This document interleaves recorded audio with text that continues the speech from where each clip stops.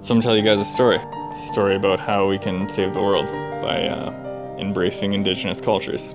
So today our world is facing huge problems such as global warming, social consumerism, a lack of respect for First Nations culture, a lack of solid Canadian culture, isolation from connection with each other, and very judgmental society. And a little history lesson. Canada was founded on the massacre of First Nations people, both their culture and the people. Before the ships landed from Europe, there was 20 million Canadian, indigenous Canadian people. And then by the time the blankets and the massacres and the schools were done, there was only 200,000 left. That's a 90% reduction in the population of Canadian society. And then residential schools came in and completely massacred the culture and taught people that they were evil. So, why were First Nations massacred? What would drive somebody to do that? And it all comes down to the land, to the thing that you're walking on, to the thing that you're standing on right now, our planet. So, we believe that First Nations culture can solve all of these world problems and help to maintain the land for future generations. We lack respect for the land. Every tree we cut down is a tree that we're cutting down, is a tree that we can never see again. And every life that we take, every bird that we kill, every species that goes extinct is a species, is like a tree, is a bird that our children are never going to see. Everything that goes extinct, our children will never be able to see that. That is our problem. That is everybody's problem, not just Native people, not just white people, not just black people, not just Asian people. It's all of our problem. Things are going extinct, and we need to do something about it. So, here's how. We need to know what the culture is. The Canadian culture. The real Canadian culture. Not this washed down, multicultural BS. We have a Canadian culture, it's a First Nations culture, and it's important. So, why we need it in the present day, and a few of the teachings, meanings, and the spirituality behind it. So, in First Nations culture, there's a focus on spirituality.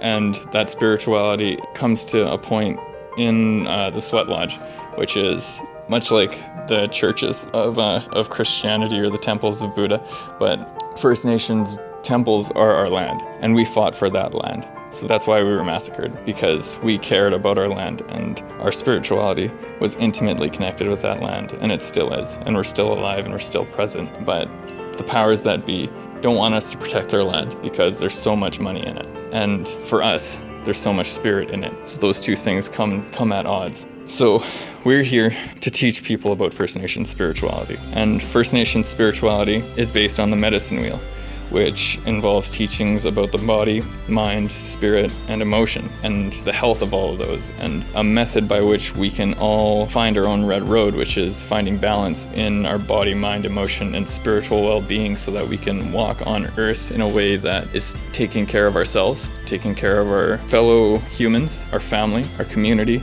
and our planet.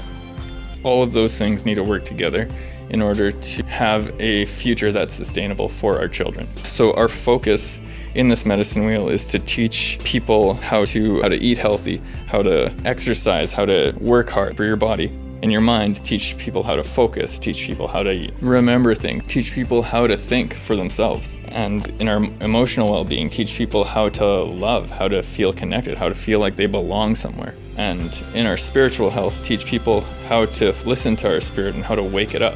And so in order to get into a sweat lodge, we need to take care of our bodies first of all. And the sweat lodge is the physical representation of our spiritual reality.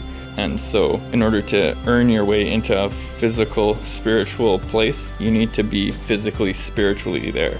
And in order to do that, you need to rid yourself of all of the demons inside of you, which would include alcohol and drugs, because spirits, the spirit of alcohol, invades your body when you're drunk, and it makes you do things that you wouldn't do while you're sober. Same with while you're high. So in order to earn your way into the sweat lodge, you need to be clean. And the teachings surrounding, and that's just the start. And then you could gain momentum in your life and start to work on your mind, your emotions, and your body.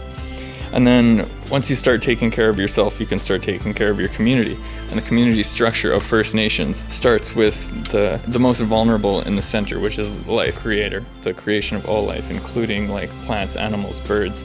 And then the next ring on that circle of vulnerability is the children, and they're the most vulnerable and the most sacred to us. And our children were taken away from us when they were young, when they were too young to defend themselves and too young to know what's right and what's wrong, and they were taken away from their families and they couldn't help themselves. Everybody in the community's job is to take care of those children. And then the next ring out is the woman, because the women are the life bringers, and the women are the next closest to the inside of that ring. And the woman's position and the elder's position kind of go back and forth, because both the woman and the elders take care of those children. And outermost ring is for the warriors, the men and women who stand to fight to protect the children and the creator and the old people and everybody in the center of that circle, so that we can have like a strong place to come together as a community with something in common.